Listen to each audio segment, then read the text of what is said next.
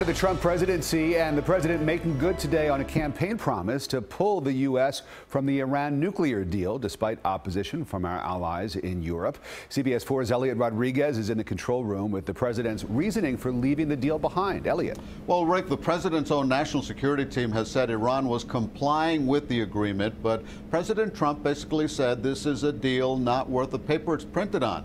He pulled the U.S. out of the deal negotiated by the Obama administration and is vowing to reimpose sanctions aimed at bringing Iran back to the table.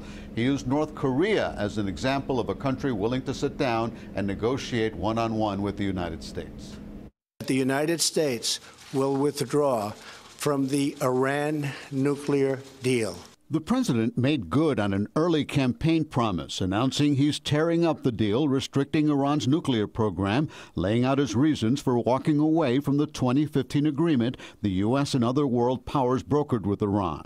The fact is, this was a horrible, one-sided deal that should have never, ever been made. Not only does the deal fail to halt Iran's nuclear ambitions, but it also fails to address the regime's development of ballistic missiles that could deliver nuclear warheads. The president said the U.S. will reimpose sanctions that were waived because Iran was complying with the deal.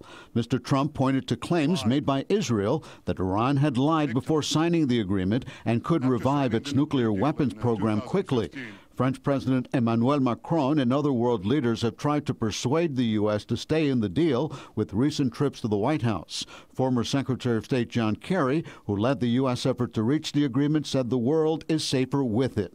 Why on earth would you voluntarily, by choice, decide we're going to pull out? With the deal broken, Iran could restart its nuclear program, but the Iranian president has indicated he may stay in it and continue to work with other nations. For his part, President Trump sent a message to Iran, pointing out that Secretary of State Mike Pompeo was on his way to North Korea to work on a nuclear deal with Kim Jong-un.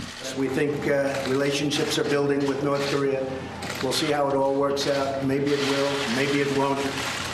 But it can be a great thing for North Korea, South Korea, Japan, and the entire world. We hope it all works out. Thank you very much.